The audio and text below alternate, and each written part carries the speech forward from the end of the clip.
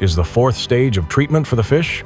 The real danger in wastewater treatment plants often lies in what we cannot see. An often underestimated risk at wastewater treatment plants is aerosols. You can't see them, but you still breathe them, posing a serious risk to our staff and their families. At the Klosterneuburg treatment plant, VTA System Products are used to almost completely eliminate these hidden pollutants. We tried to get the situation under control with structural measures.